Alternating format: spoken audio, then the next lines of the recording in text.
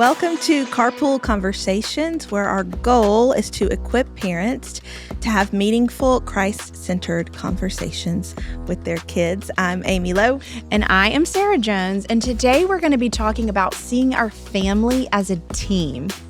We are excited about this episode for many reasons. Yes. But mostly because we get to spend time with a gem of a human that you are going to love. His name is Rusty Chadwick, and Rusty works with WinShape on the WinShape Teams program day in and day out, helping church groups to work better together as a team. And I've gotten to experience this, y'all's programming for my team for many years, and we always walk away more bonded, great content. We learn about ourselves. We learn about working with each other better. And we come every year because of the benefit that comes from this. So he's a wealth of wisdom. He's also written a book called Teamwork and has worked on multiple documentaries that we're going to talk about later on. So you're going to want to get to know Rusty, believe me. And Rusty is married to Becca. Y'all have 2 kiddos.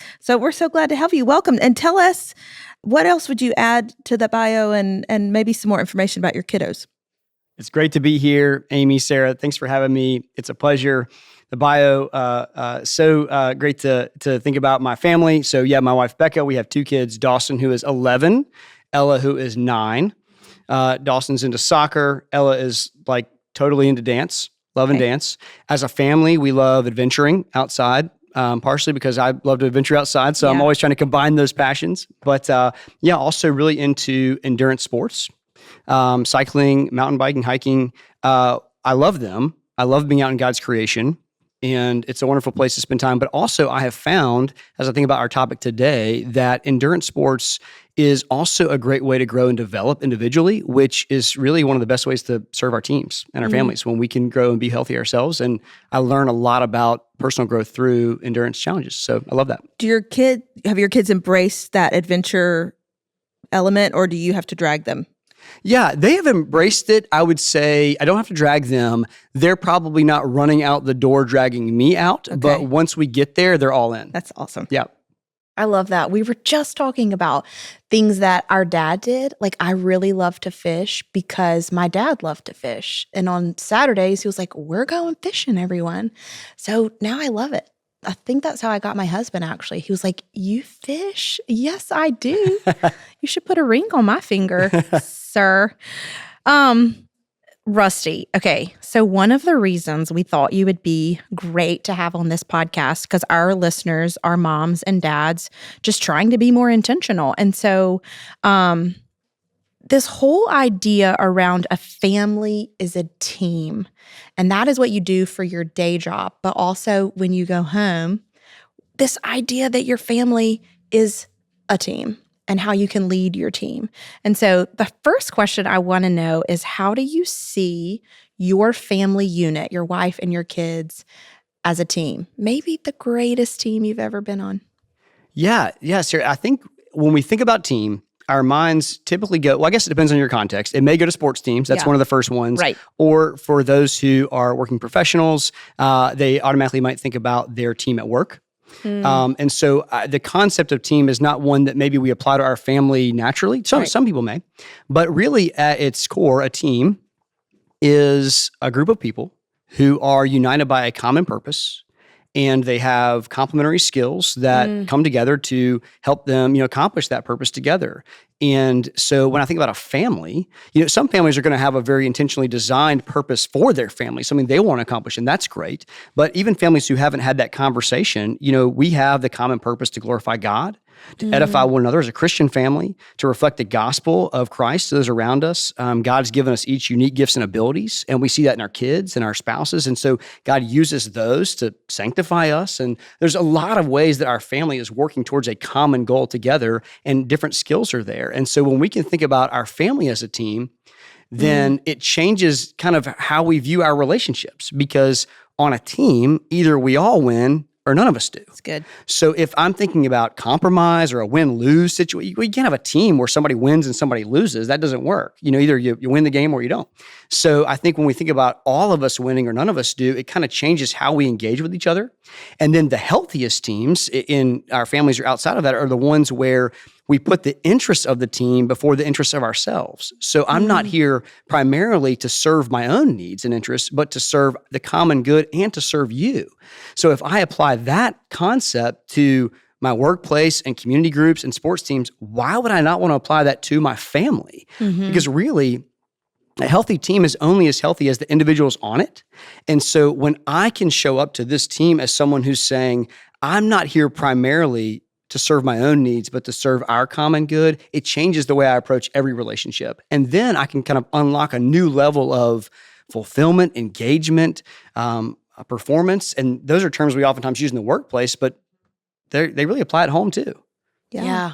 How do you talk to your kids about that though, Rusty? Like, do you talk about that with them? Like, hey, we're a team and use that language?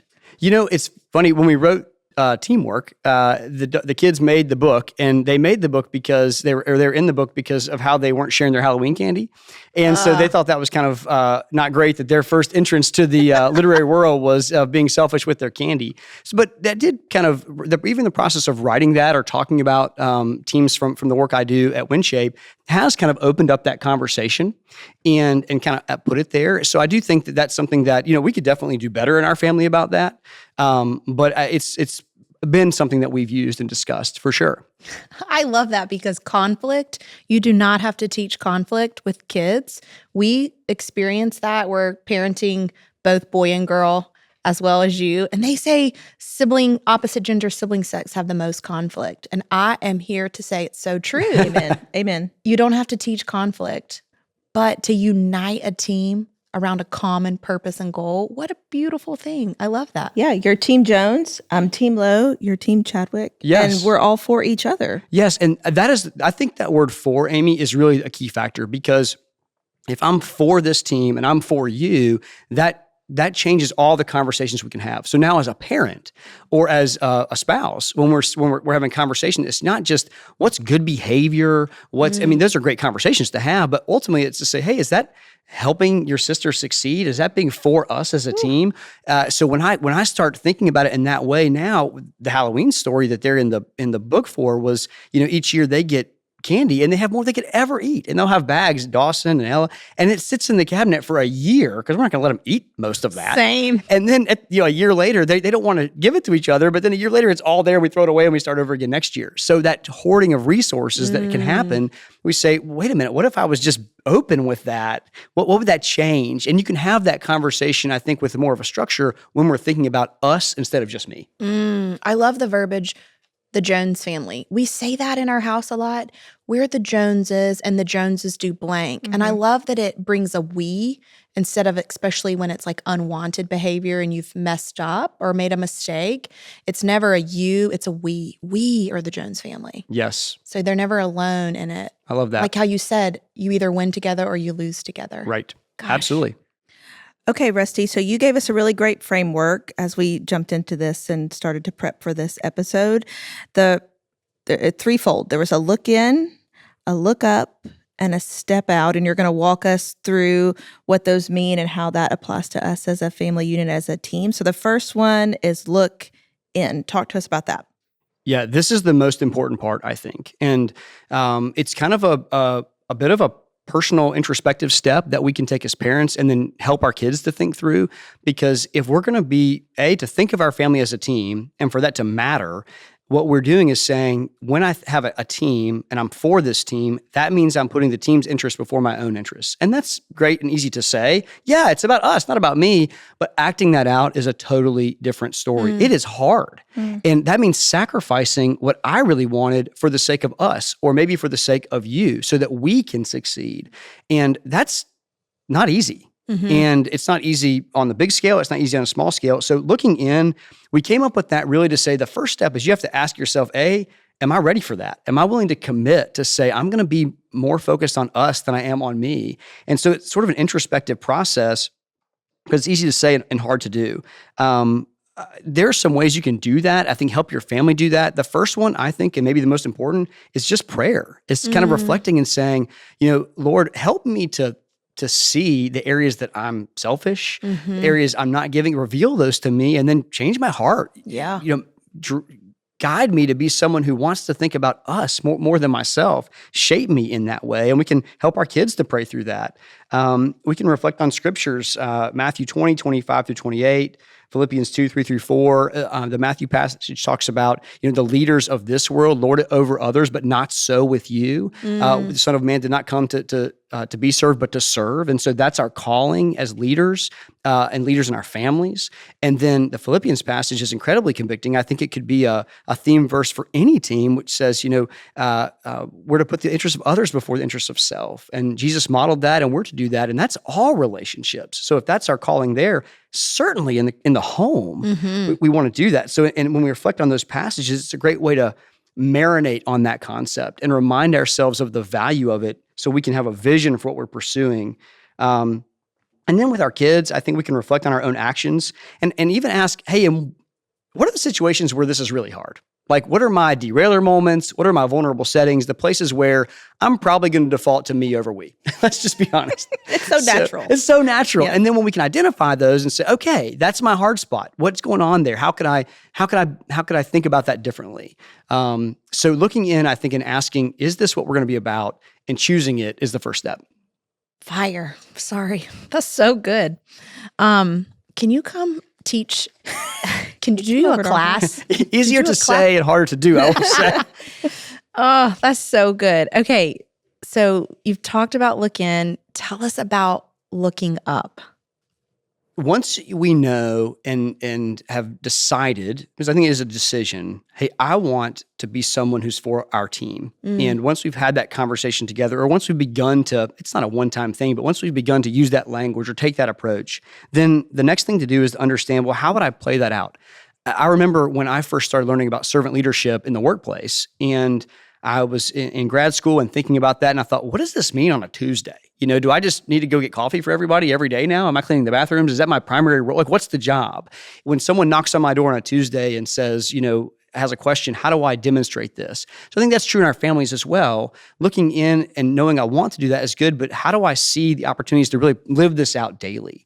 So looking up is really saying, I have to be paying attention to see the opportunities to serve the people in my family, to serve my spouse, to serve my kids. I have to be looking kind of outside of myself, lifting my eyes from my daily focus, because that's where I'm inclined to put all my attention. What's my agenda? What's my day? So I have to look up and see the people around me. It also requires knowing the people around me. I can't serve you if I don't know you. So if I don't know what you're going through, I don't know what your needs are, I don't know where the gaps might be. Maybe it's something that you're overwhelmed and it's been a really hard time, and I need to be aware of that and see that. But if I'm constantly looking down or inward, I won't even know it's happening. So I can't serve what I can't see. And I think that's a key part of looking up. How do you do it? Well, the first thing that comes to mind is just being curious. I personally, if I'm, this is just my natural state, is I am more of a teller than an asker. So I've had to really work on that in the workplace, in my marriage. I'm naturally inclined to speak before I ask a question. And if I ask a question, sometimes it's sort of driven to kind of get to the point I wanted to make versus actually being curious about the other person's point of view or their state or what's going on. So when we're curious, we can learn. Sometimes we can learn the needs of others through observation, but a lot of times we have to ask, what do you need? How could I help you? What's going on with you? What's happening in your day? What are you excited about? What are you nervous about? What's the best part of your day today? What was the hardest part? All those things can reveal those needs. So first, we can be curious. Maybe here's a question to ask yourself. And this is when we learned making the adventure racing documentary that was called For the Team. And that's available on YouTube. You can watch it. But anyway, in that, one of the team members said, I have to constantly ask myself, if I want to be a good teammate, am I currently doing everything I could be doing to make sure we're getting a good result? Not am I doing what I'm supposed to be doing, but am I doing everything I could be doing to ensure we are getting a good result? And for me, that's been a pretty life-changing question. And especially at home. The example I use often, because it's just one that sticks in my mind, is the dishwasher is that thing that, like, it gets full and then it doesn't get empty unless someone empties it. Or the dishes by the sink. Everyone can relate to this. The dishes kind of get piling up and you think, maybe somebody's going to wash those. Those should probably be washed. And I think I have actually had the moment of saying, as I walk by and go to sit down, am I currently doing everything I could be doing to make sure we're getting a good result or not? And that could be true in a difficult conversation, when I'm really fighting for what's important to me, when I'm being defensive, when I'm really, I'm disciplining my child less out of a desire to see them grow and more out of frustration. Yeah. All of those are moments to just pause. And we can challenge our kids to ask, hey, am I currently doing anything I can to help this team win? How we want to phrase it. But that question can change, I think, how we think about our family. So that's looking up. There may be, let's see, anything else there? Yeah. What an awesome example of the dishes. I recently learned I've been married for 12 years and I speak the language of fun, and my husband speaks the language of responsibility. And when that collides, you mentioned thinking about everyone as a whole. And because I speak the language of fun, at the end of the day, my yard is kind of the neighborhood yard where all the kids come and play. But my husband is a therapist, and so he has just sat with someone long hours of the day hearing about really hard things, and he wants to come home to peace, and he comes home to chaos. And for the longest time, I'm like, what is going on? Like, this is so fun. I finally just said, what would be the best environment for you to come home to? And had I never asked the question, he's like, I just need a moment of like my space and like safety. And I've been with people all day. So I'm like, this is playtime. And then when I know he's going to be home, this is when we cut the play off. He calls it chaos, but I call it fun. But yeah, like I wasn't serving him in a way that was beneficial. Like our home to be this wonderful safe haven for him to come home to. So, gosh. And I love that question too, Rusty, that you mentioned, and it will be something that I ponder.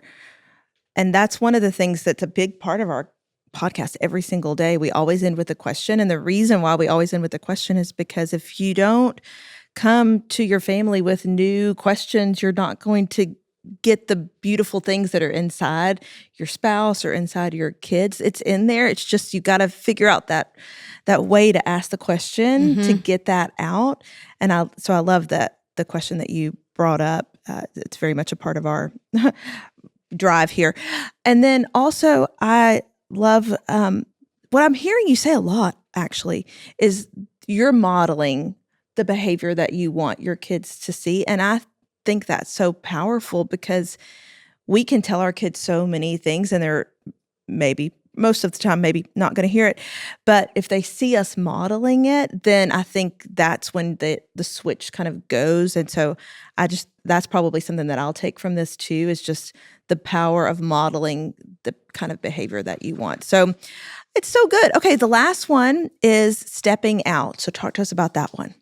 Yeah, this is really, in some ways it's intuitive. It's an outpouring of looking up. If I'm going to see the need, then I need to go ahead and meet the need, because when we talk about experiential learning at WinShape, we say a person has an experience, and from that experience they have some new revelation or insight, but that just brings awareness. So now I know, and knowing is good, but acting brings change. So if I look around and say, I now know all that my family needs, but I don't do anything with that, that's not really that helpful. No, it's not. I'm just aware. So I need to act. I need to step out. So if we truly believe that serving others is what God calls us to do, and that's the best way to build a strong, fulfilling family team, then we need to serve others as a fruit of that belief. And so we'll act for our family. But when I talk about this, I think the action that I like to put first is a little counterintuitive, and maybe not for your listeners here, but is self-care. Because I think one of the biggest reasons that we don't show up well for our families or in a serving way for our families is because if we're trying to pour from an empty jar, it's really hard to bring our best. And so I think, unfortunately, our family, which is our most important team, oftentimes gets the worst. And it's not, I think it's not because those relationships are necessarily harder. It's just, you've spent yourself in so many ways and you think, this is my safe place to kind of just be let all the guard down. And we do want our homes to be a safe place. And we still need to invest in serving that team. So what do we do to help make sure we have all the energy that we need to serve that well? So taking time for self-care is a huge piece of being able to step out and serve. And maybe another step of that is being a champion for the self-care of others in our family. So now I look at my son or my daughter and I think, the way that he or she's acting today, maybe they're having a hard time. It's been practice every night this week, and we just got back from a road trip and all that's going on. I think the best thing to do is to serve them by giving them some space to recover before I ask more and more of them, and seeing that. And then in our spouse, going to our spouse and saying, I want to promote this time for you to care for yourself because I want you to be able to give your best. Yep. And that's a way to do it. So that's one thing. And then another piece is just, acting on those behaviors we've seen. So when we realize the dishwasher needs to be emptied, empty it. Just go ahead and do it. Rusty, it's totally resonating with me. One of my husband's favorite things to do is run, and he loves to run, and we have to figure out a way to help him find time to run. And yesterday he got home from work. I was making dinner. We were starting dinner, and we were trying to map out his week. And he was like, gosh, I don't know when I'm going to be able to run again. I was like, Matt, I will pause dinner. Go run right now. And we just paused dinner and we waited a little bit longer. We didn't have to eat dinner right then. We could totally wait. And that's exactly what you're saying is that, and it's not to toot my own horn. It's just to say, I'm seeing that in him. And hopefully he's also seeing that in me, because you're right. If you don't take care of yourself, then you're not going to be your best version. And he was able to go run and come back after that run and have a great dinner with us and engage. And anyway, it's a win-win 100%. So I love that point. Well, it's also contagious. I think it's when we are serving each other. You can imagine the impact that has on Matt, because your husband, because he receives that and thinks, wow, she thought about me and knew that was important to me. And his mind is naturally going to go to, and by the way, maybe he'll go unload the dishwasher. Yeah. And it's not meant to be a sort of a quid pro quo. It just naturally breeds. I want to care for you in the way I'm seeing you care for me. Right. Because the other is also true. Selfish behavior is contagious too. And when it's sort of, when we try to grab so hard to get everything we need, somebody else thinks, well, if they're only going to focus on getting what they need, I'm the only one that's going to look out for me, then I better get what I need. Yeah. And then our kids are thinking, well, I need to get what I need. And now we're all pulling towards ourselves, all because we felt like that was the only way to get it. So good. We have to kind of break that cycle. Yeah, God spoke to me in that first year of marriage. We both realized how selfish we truly were. It was not a easy first year of marriage. And I remember we both were working. I had cooked dinner and he was just relaxing on the couch after. And I'm like, fire. If fire could shoot from my eyes, it was shooting at him as I'm doing the dishes because I'm tired too. And I just wanted to sit with him. And God said, I happened to be walking with some other women reading a book called The Excellent Wife. It's so good. And she talks about serving your spouse. And she said whether or not he ever says thank you or notices, you're actually honoring your Heavenly Father by serving him. And so my mindset just totally changed. And I saw exactly what you just talked about, this contagious serving, out-serving one another. And where we were in this selfish like me, it transformed our marriage. Oh. For the better. Wonderful. Yeah.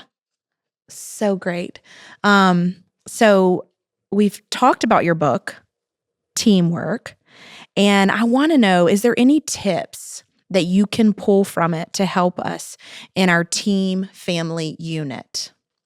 Okay. Yes. Let's do a couple. Yes.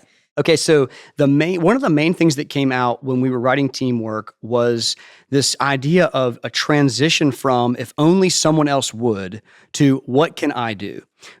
I think much of the challenge we face in life comes from a sense of an external locus of control. If we have that says, well, something's wrong, so someone's done wrong, so it's happening outside of me, so it needs to be fixed outside of me by someone else, versus saying, actually, I have a lot of control and influence over this, so what can I do? So a couple of things that any family member can do that I think would highlight come from the personal excellence side of how we say team members can engage. The first is maintaining perspective.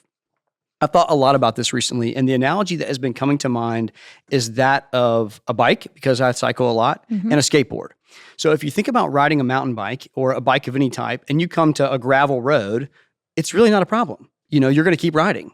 But if you're riding a skateboard and you come to some rocks, you're probably going to stop. And so I kind of think about our perspective like the wheels. Sometimes we need to increase our wheel size. We keep running into so many bumps and problems because our wheels are too small. And so really the problem isn't the challenges we're facing, it's the size of our wheel. And so if we can enlarge our perspective and increase the way we're looking at things, and broaden the landscape of our view, then the challenges we face just become less significant.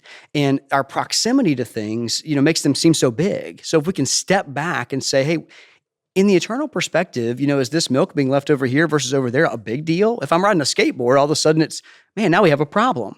But if I'm on my bike, I can kind of say, you know what, this isn't a major thing. So if each of us can do the discipline work to, kind of step back from those things that we can get so narrowed in tunnel vision on and keep a broader perspective, then we can show up much more effectively for our family, because every family's going to have those things. And if we choose to make a big thing of all of them, we're never going to, we're going to be hitting rocks all the time. It's going to be frustrating. So, and you can do that, travel, take a walk, anything that gets you out of this tunnel vision moment can be a great way to maintain perspective. So that's one.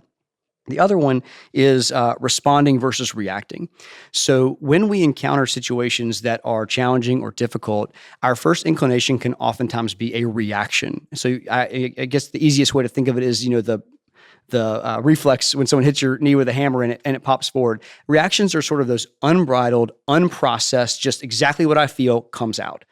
And I think that, emotions are not bad. That's just what I'm feeling, but how I respond to those is the key. So if we just let go of whatever comes first of mind, then our family has to deal with that. So now we've said to them, you need to just accommodate however I'm feeling in this moment, and that can set off a chain reaction. But if I can just take a moment and pause and choose to respond and say, just because I'm feeling this doesn't mean it has to come out. How do I take a moment to process that and then choose how to engage? And that can make a really big difference.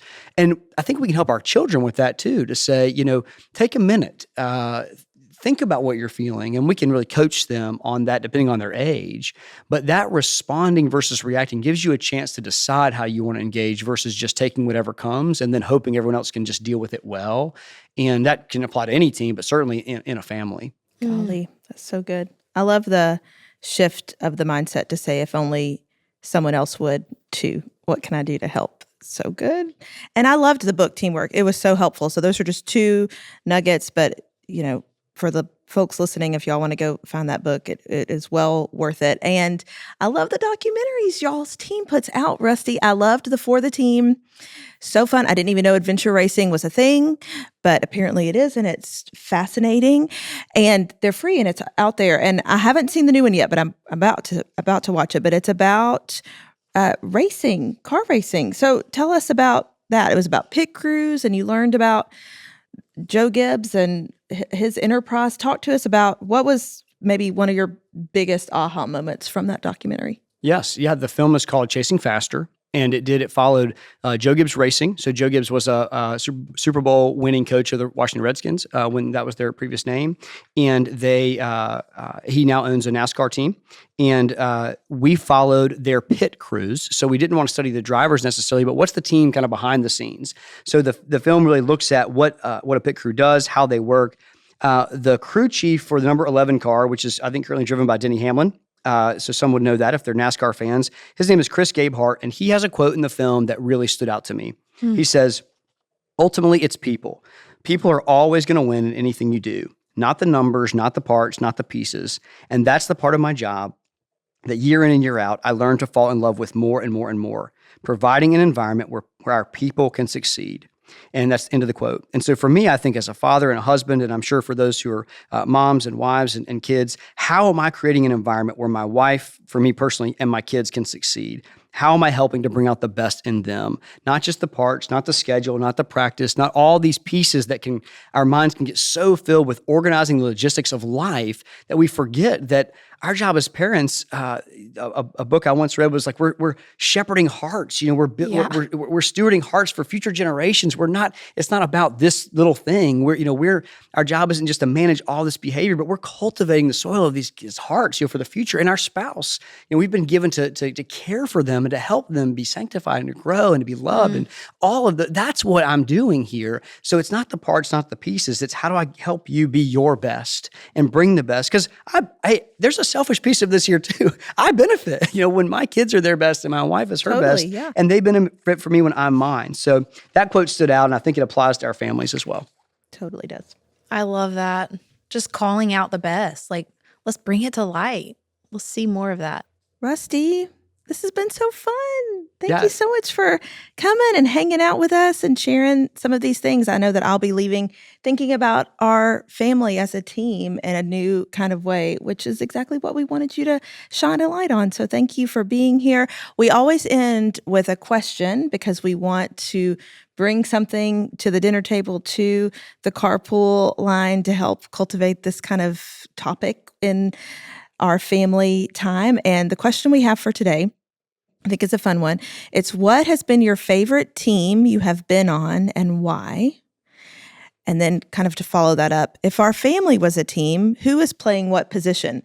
Don't you think that'll be fun? Yes. To think through? I think that will be a lot of fun to think through. And then after you talk about it, you can start to think about how is our family a team, and maybe bringing that up as a conversation and being for each other, and take all of Rusty's tips and bring them to light in your own way.